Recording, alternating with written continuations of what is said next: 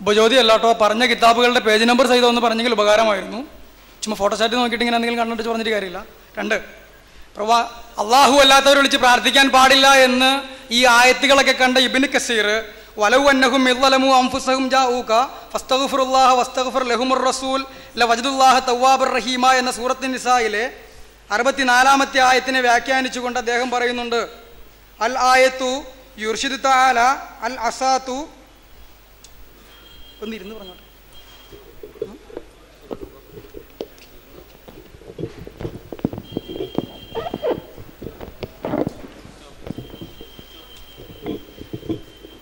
വായിക്കാൻ ബുദ്ധിമുട്ടുണ്ടെങ്കിൽ ഞാൻ മറുപടി അറിഞ്ഞോളൂ, എനിക്ക് മനസ്സിലായി. ബുദ്ധിമുട്ടൊന്നുമില്ല, എന്നാ വായിച്ചോളൂ.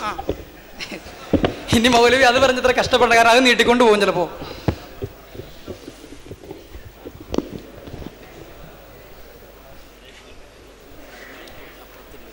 ഈ ആയത്ത് കൊണ്ടുള്ള ഉദ്ദേശം അല്ലാഹു സുബ്ഹാനഹു വ തആല കാണിച്ചു തരുന്നു എന്ന് പറഞ്ഞുകൊണ്ട് ഇബ്നു കസീർ വ്യാഖ്യാനിക്കുന്നു.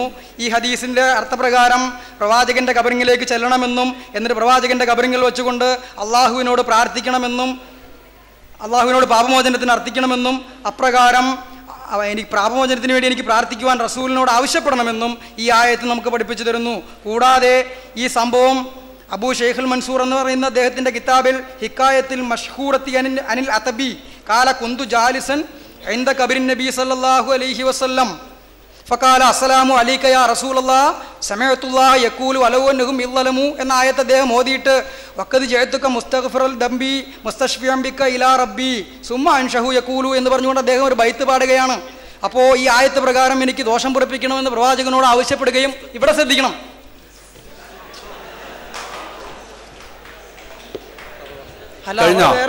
കഴിഞ്ഞില്ല സുമ്മൻ സറഫൽ അറാബി فغلبتني عيني فرأيت النبي صلى الله عليه وسلم في النوم فقال يا عتبي الحق الأعرابي فبشره أن الله تعالى قد غفر له. ആ വന്ന അഗ്രാബിയുടെ ദോഷം പുറത്തതായിക്കൊണ്ട് അദ്ദേഹത്തെ സന്തോഷവാർത്ത അറിയിക്കണമെന്ന് അതബിയോട് റസൂലുള്ളാഹി സ്വപ്നത്തിൽ പ്രത്യക്ഷപ്പെട്ടുകൊണ്ട് പറഞ്ഞു എന്ന് ഇബ്നു കസീർ വലൗ അന്നഹും ഇദ്ലമു എന്ന ആയത്തിന്റെ വ്യാഖ്യാനത്തിൽ 520-ാമത്തെ പേജിൽ വ്യക്തമായിക്കൊണ്ട് പറഞ്ഞിട്ടുണ്ട്. അപ്പൊ ഖബറിങ്ങിലോട്ട് പോകാൻ പാടില്ല എന്ന് ഖുർആനിന് എതിരാണെന്ന് പറഞ്ഞിട്ട് അതേ ഇബ്നു കസീർ തന്നെ പിന്നെ തിരിച്ച് ഖുർആന് വിരുദ്ധമായിട്ട് ഇത് കൊടുക്കുക. പിന്നെ മാലിക് ദാറിന്റെ സംഭവം ഡസൻ കണക്കിന് കിതാബുകൾ ഇവിടെ ഉണ്ട്. അപ്പൊ താങ്കൾ പറയുന്നത് പോലെ ഊരും പേരും അറിയാത്തൊരു കിതാബ് കൊണ്ടുവന്ന് എവിടെയാണ് ഊര് എവിടെയാണ് നാട് ഇതൊന്നും അറിയാത്ത പണ്ഡിതന്മാരൊക്കെ പൊട്ടന്മാരെന്നാണോ? തേടണമെന്ന് ആയത്തുമായി എന്ത് ബന്ധമാണ് അതിനുള്ളത്?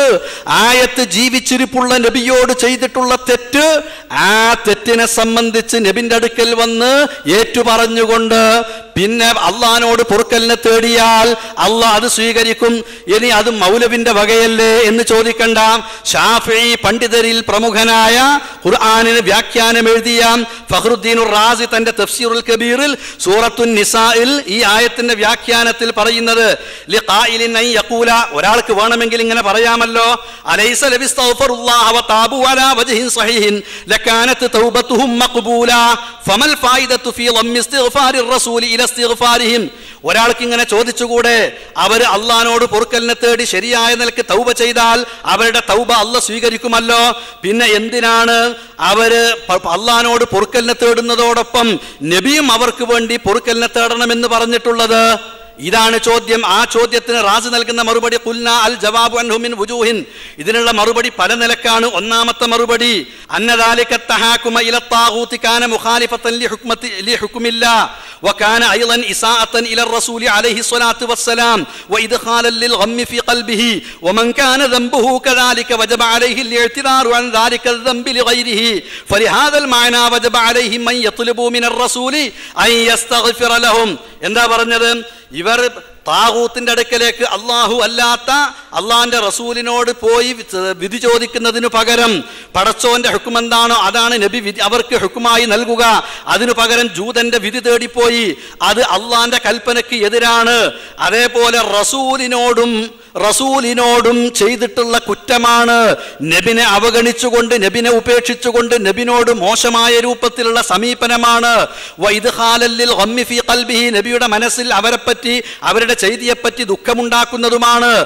ആരുടെ പാപം ഈ വിധത്തിലാണോ ആ പാപത്തിന് അയാൾ പശ്ചാത്തപിക്കേണ്ടത് എങ്ങനെയാണ്, ഏത് വിധത്തിലായിരിക്കണം? ആ വ്യക്തിയോട് പോയി ക്ഷമ ചോദിച്ചുകൊണ്ടാവണം. അതുകൊണ്ടാണ് ഈ അർത്ഥപ്രകാരമാണ് നിർബന്ധമായി നബിന്റെ അടുക്കൽ ചെന്നുകൊണ്ട് അവർ പറയുകയും നബിയെ ഞങ്ങൾക്ക് വേണ്ടി പൊറുക്കലിനെ തേടണമെന്ന് നബിയോട് ആവശ്യപ്പെട്ടതും നബി അവർക്ക് വേണ്ടി പൊറുക്കലിനെ തേടിയതും. അതുകൊണ്ടാണ് അവരുടെ തൗബയോടൊപ്പം നബിയും അവർക്ക് വേണ്ടി പൊറുക്കലിനെ തേടി നബിയുടെ അടുക്കൽ അവർ ചെന്ന് തങ്ങളുടെ തെറ്റ് ഏറ്റുപറയണം എന്ന് പറഞ്ഞിട്ടുള്ളത് എന്ന് പറഞ്ഞുകൊണ്ട് വീണ്ടും അവിടെ വിശദീകരിച്ചുകൊണ്ട് അദ്ദേഹം ഈ കാര്യം വ്യക്തമാക്കുന്നു. അപ്പൊ ഇത് മരണപ്പെട്ട നബിയോടുള്ള പൊറുക്കലിനെ തേടലുമായി ഒരു ബന്ധവും ഇല്ല. ഇനി വേണമെങ്കിൽ സംശയിക്കാവുന്നത്, ചോദിക്കാവുന്ന മറ്റൊന്ന്, അവിടെ ഇത് അന്നുണ്ടായെങ്കിൽ ഇന്നും നബിനോട് ആരെങ്കിലും തെറ്റ് ചെയ്ത അപ്പോഴും ഇങ്ങനെ ചെയ്യണ്ടേ എന്നാണ്. അതിൽ ഖുർആൻ അവിടെ ഉപയോഗിച്ചിട്ടുള്ളത് വലൗ അന്നഹും ഇല്ലലമു അൻഫുസഹും എന്നാണ്. ഇദാ വലമു അൻഫുസഹും എന്നാണെങ്കിൽ, ഇദാ വലമു അവർ കുറ്റം ചെയ്യുമ്പോഴൊക്കെ അവർ നബിന്റെ അടുക്കൽ വരണമെന്നാണ് വരിക. നേരെ മറിച്ച് ഇത് എന്ന് പറഞ്ഞാൽ അത് ഭൂതകാലത്ത് ഒരു സംഭവം നടന്നതുമായി ബന്ധപ്പെടുത്തിക്കൊണ്ട് പറയുന്നിടത്തെ ആ വറുഫ് പ്രയോഗിക്കുകയുള്ളൂ. അപ്പൊ ഇത് വലമോ എന്നാണ്, ഇതാ വലമോ എന്നല്ല. അതൊക്കെ ഇത്തരം കാര്യങ്ങൾ വിശദീകരിക്കുന്നിടത്ത് ഭാഷാപരമായ നിയമങ്ങൾ വിശദീകരിക്കുമ്പോൾ മാലിയും മുസ്തഖ്ബിലും, മാലിക്ക് ഉപയോഗിക്കുന്നത് ഏത്, മുസ്തഖ്ബിലിന് ഉപയോഗിക്കുന്നത് ഏത്, ഭൂതകാലത്തെയും ഭാവികാലത്തെയും വേർതിരിച്ചുകൊണ്ട് പ്രയോഗിക്കുന്ന ഇതാ വലമു എന്നാണെങ്കിൽ എക്കാലത്ത് കുറ്റം ചെയ്താലും ഇങ്ങനെ ചെയ്യണമെന്ന് വരും. ഇത് വലമു എന്നാണ് ഖുർആൻ ഉപയോഗിച്ചത്. അതുകൊണ്ട് എക്കാലത്തെയും കാര്യമല്ല, ഈ സംഭവം നബിയുടെ കാലത്ത് ജീവിച്ചിരിപ്പുള്ളപ്പോൾ നടന്ന ഒരു സംഭവവുമായി ബന്ധപ്പെട്ടുകൊണ്ട് ഇറങ്ങിയിട്ടുള്ളതാണ്. രണ്ടാമത് ഇതിന്റെ കൂടെ തന്നെ ചോദിച്ചിട്ടുള്ള മറ്റൊന്ന്, ഈ ആയത്തിന്റെ വിശദീകരണത്തിൽ ഇബ്നു കസീർ തന്റെ തഫ്സീറിൽ പറഞ്ഞിട്ടുണ്ടല്ലോ എന്ന് പറഞ്ഞുകൊണ്ട് പരാമർശിച്ചിട്ടുള്ളത് ഉത്ബിയുടെ സംഭവമാണ്. എന്താ ഉത്ബിയുടെ സംഭവം? ആ ഉത്ബി ഖബറിന്റെ അടുക്കൽ വന്നു. നേരത്തെ പറഞ്ഞതുപോലുള്ള വേറെ ഒരു ഖബറിന്റെ കഥയാണ്. എന്നാൽ നേരത്തെ ബിലാൽ ബിൻ ഹാരിസിന്റെ പേര് പറഞ്ഞപ്പോൾ ഞാൻ ആ ബിലാൽ ബിൻ ഹാരിസ് ആണ് എന്ന് പറയാൻ വേണ്ടിയാണല്ലോ ഞാൻ ആവശ്യപ്പെട്ടത്. കാരണം എന്താ, ബിലാൽ ബിൻ ഹാരിസ് ആണെന്ന് പറഞ്ഞത് ആരോ ഒരു നിരീശ്വരവാദിയാണ്. ഇതേപോലെ ഈ ഉത്ബി ആരാണെന്നറിയോ? ഈ ഉത്ബി ഒരു കള്ളുകുടിയനാണ്, ഒരു കള്ളുകുടിയനാണ്. ആര്? ഉത്ബി. ഉത്ബിയുടെ ചരിത്രം ഇബ്നു ഖല്ലിക്കാൻ, ഷാഫിയാണ് അദ്ദേഹം. ഇബ്നു ഖല്ലിക്കാൻ അദ്ദേഹത്തിന്റെ 398 മുതൽ 400 വരേക്കുമുള്ള അദ്ദേഹത്തിന്റെ വഫയാത്തുൽ അയാനിൽ വിശദമായി ഉത്ബിയുടെ ചരിത്രം രേഖപ്പെടുത്തിയിട്ടുണ്ട്. അൽ ഉത്ബിയു അശ്ശാഇറു തൂഫിയ എന്ന് പറഞ്ഞിട്ട് അദ്ദേഹം മരിച്ച കൊല്ല ഹിജറ 228 തുടങ്ങിയിട്ട് അദ്ദേഹത്തിന്റെ വാപ്പാന്റെ പേര്, ഊരും പേരും ഒക്കെ വിശദീകരിച്ച് എല്ലാ കാര്യങ്ങളും പറഞ്ഞുകൊണ്ട് അവസാനം പറഞ്ഞത് വലഹു കിതാബുൽ അശ്ആരി മുസ്തഹ്തറം ബിശ്ശറാബി. അദ്ദേഹത്തിന് കവിതകൾ, ഇങ്ങനെ കവികൾ അങ്ങനെയാണല്ലോ, അതുമായിട്ട് ബന്ധമുള്ള ആളുകൾ ആ കാലഘട്ടത്തിൽ പ്രത്യേകിച്ചും അങ്ങനെയൊക്കെയാണ്. ഏത് കാലത്തും കുറെയൊക്കെ അങ്ങനെ ഉണ്ടാവും ചെയ്യും. ഏതാണെങ്കിലും ശരി, അദ്ദേഹം ഇങ്ങനെ കവിത എഴുതിക്കൊണ്ടിരിക്കുന്ന ഒരാളായിരുന്നു. അദ്ദേഹം ഒരു മുഴുക്കുടിയനാണ്, കുടിക്കുക എന്നതൊരു പ്രശ്നമേ ആക്കാറില്ലാത്ത ഒരു വ്യക്തിയായിരുന്നു അദ്ദേഹം. ഈ ജാതി ആളുകൾ ഉദ്ധരിക്കുന്നതാണോ യഥാർത്ഥത്തിൽ നമുക്ക് പ്രമാണമായിട്ട് സ്വീകരിക്കേണ്ടത്?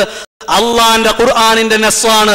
ഉദ്ഉ റബ്ബക്കും തളർറുഅൻ വഖുഫിയ, നിങ്ങൾ നിങ്ങളുടെ റബ്ബിനോട് തന്നെ വിനയത്തോടെ താഴ്മയോടുകൂടെ പ്രാർത്ഥിക്കണമെന്ന്. ഉദ്ഉനി അസ്തജിബ് ലക്കും, എന്നോട് പ്രാർത്ഥിക്കുവിൻ ഞാൻ ഉത്തരം തരാമെന്ന്. വഅന്നൽ മസാജിദ ലില്ലാഹി ഫലാ തദ്ഉ മഅല്ലാഹി അഹദ, പടച്ച റബ്ബിനോടല്ലാതെ മറ്റൊരാളോട് നിങ്ങൾ വിളിച്ചു പ്രാർത്ഥിക്കരുത് എന്ന്. അതെ, ഇൻ തദ്ഉഹും ലാ യസ്മഉ ദുആഅക്കും വലൗ സമിഉ മസ്തജാബു ലക്കും വയൗമൽ ഖിയാമത്തി യക്ഫുറൂന ബിശിർക്കിക്കും, നിങ്ങൾ പ്രാർത്ഥിച്ചാൽ പ്രാർത്ഥന അവർ കേൾക്കില്ല, കേട്ടാലും അവർ ഉത്തരം തരില്ല. ഖിയാമത്ത് നാളിൽ നിങ്ങൾ അവരോട് പ്രാർത്ഥിച്ച പ്രാർത്ഥനയാകുന്ന ശിർക്കിനെ അവർ നിഷേധിക്കുകയും ചെയ്യുമെന്ന് അല്ലാഹു പറഞ്ഞ, അല്ലാഹു അല്ലാത്തവരോടുള്ള പ്രാർത്ഥന ശിർക്കാണെന്ന് പറഞ്ഞ, അല്ലാഹു അല്ലാത്തവരോട് പ്രാർത്ഥിക്കരുതെന്ന് വിലക്കിയ, അല്ലാഹുവിനോട് പ്രാർത്ഥിക്കണമെന്ന് കൽപ്പിച്ച, അല്ലാഹുവിനോട് പ്രാർത്ഥിച്ചാൽ അവർ ഉത്തരം തരുമെന്ന് വ്യക്തമാക്കിയ ഈ ആയത്തുകൾക്കൊക്കെ എതിരിൽ ഒരു കള്ളുകുടിയൻ എഴുതിയിട്ട് പറഞ്ഞിട്ടുള്ള ഒരു സംഭവം ഉദ്ധരിച്ചതാണോ പ്രമാണമായി തെളിവായി ഉദ്ധരിക്കേണ്ടത് എന്ന് മാത്രമാണ് അതിനെ സംബന്ധിച്ച് പറയാനുള്ളത്.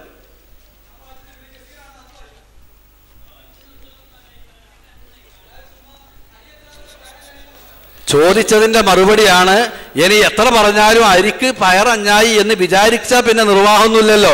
ഉർത്തുബിയുടെ സംഭവമാണ് പറഞ്ഞത്. ഇബ്നു കസീർ ഉദ്ധരിച്ചതിനെ പറ്റിയാണ് പറഞ്ഞത്. ഇബ്നു കസീർ ഉദ്ധരിച്ചിട്ടുള്ളത് ഉർത്തുബിയെ സംബന്ധിച്ചാണ്. ആ ഉർത്തുബിയുടെ റിപ്പോർട്ടിൽ ഉർത്തുബി ആരാന്ന് പറഞ്ഞാൽ കഴിഞ്ഞില്ലേ? ഇബ്നു കസീർ റിപ്പോർട്ട് ചെയ്ത ഒന്ന് ആയത്തിന്റെ വ്യാഖ്യാനാണ്. ഞാനത് വിശദമായി പറഞ്ഞു. പിന്നെ ഉർത്തുബിയുടെ സംഭവം, ആ ഉർത്തുബി എന്താണ് എന്നുള്ള കാര്യവും വിശദീകരിച്ചു.